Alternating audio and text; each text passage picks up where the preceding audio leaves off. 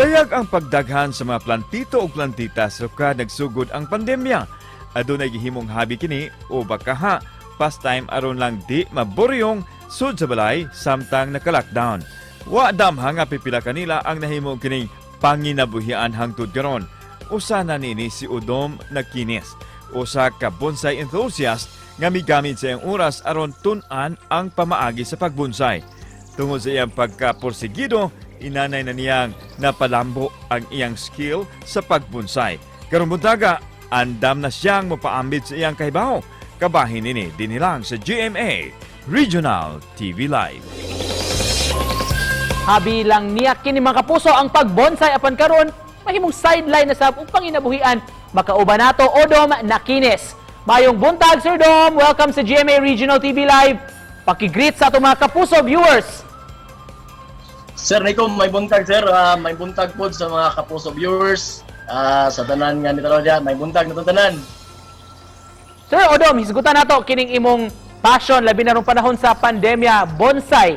Kano sa ka nagsugod ani sir o kinsa may naka-impluwensya nimo ini? Kining pagpamunsay sir, nagsugod ko ani sir 2016. Dayon ang nag-influensya po na ko ani sir kaya ako ra pong magulang sir. Nanadya sa Cebu po, Bro Joey Cañete. Siya mo una ni sir dayon hangtod sa ikong tanaw niya, then una to agi-agi lang hangtod nga na murag nahabi na pud ako ron siya sir. Para sa kasayuran sa kadaghanan, Sir Dom, unsa maning bonsai o ganong daghan kuno nakaingon sir nga mahal ba gyud kuno ang pagpamonsay? Kining bonsai man gud sir, mura siya kuan sir, matawag sa din nato siya unsay tawag ani, ma-consider pud nato siya matawag highest form of art pud sir. Kay kining bonsai man gud sir, mo na siya hinapon nga pinulungan sir nga gikan siya hinapon nga pinulungan nga bon, kaang or pat, then ang sai kay kahoy o tree. So kung ato siyang sagulon gi sir, mura siya tree in pot ay ang ingon ana sir. Dayon art gid ang bonsai sir. Unsa may basihanan sir nga matawag nga illegal kining maong tanom nga dili mamahimong i-bonsai? Kanang sa mga illegal kuan po sir, namang kita matawag nga mga illegal bonsai gid sir. Kasagaran po na sir sa mga hunters na sila magsugod sir. O ato mga bonsai hunters, usay kinahanglan nga magmatngon pod, inaamang gud tayo matawag nga mga endangered o mga critical species pod sir nga dili mayong kwaon. Kasama ng mga pimpis asidula, o bataw ang murag na ilhan sa tuwa nga pantiki, yung ana sir, tugas, ulabi, abuho, wala sila mga kamagong. Sir Dom, unsa kung tabang nga nahatag kining pagpamonsay sa imong kaugalingon ug of course sa imong pamilya? Sukad pagpamunsay po nako sir, makaingon gid po ko sir nga ang bonsai na agi natabang po nako og sa akong pamilya og lakip na gid nako sir kay kaniadto sir sa wala pa gid ko magbonsai, ako ra gid trabaho laglaag kuyog mga barkada tapok ako hangtod abot bitaw mga bisyo-bisyo ingon ana sir. Dayon wa pa man gid ko ilaing pagiligan sa una go din hangtod pagkahilig gid ako sa bonsai sir sa sinugdanan mura ko di ganahan kapoy manguhag kahoy murag laay kayo. Hangtod daabot sa punto nga manghunt talag ako ra usa murag nibali bitaw ang kuan bitaw sir, murag nibali ang hangin, murag isyoso sa una karon murag bonsai addict na po dingon ana sir. Dayon at the same time po sir napoy mga customer usahay dayon mo order og bonsai. Mamahimo ba Sir Dom makita namo imong sa may the best nga bonsai nga naani mo diha ron?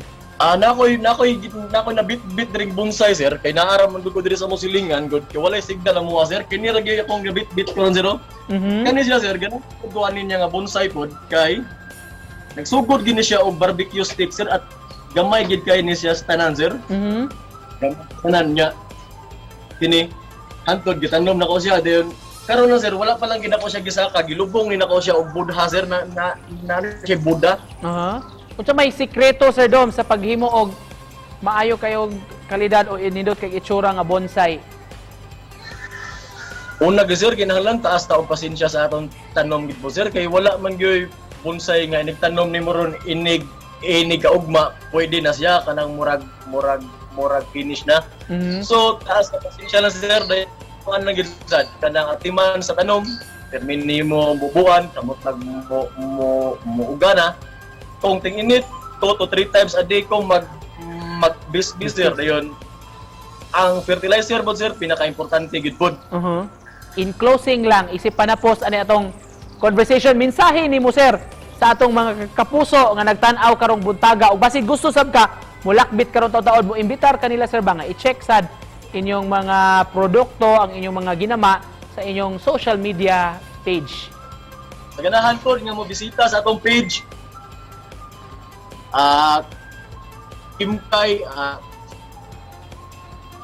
Bonsai Garden lang dayon makatan-aw ang atong mga tanong rabod nga po nabulabod. Then sa among grupo sir kuan pod sa Cebu Bonsai Hobbyist mga say padayon lang ta nga bonsai gyapon. Sir, daghan kayong salamat sa pag-uban kanamo karong buntaga, paghatag og ideya sa atong mga kapuso kabahin sa pagpamonsay gikan sa Zamboanga del Sur mga kapuso Odom Nakines. Salamat Sir Dom.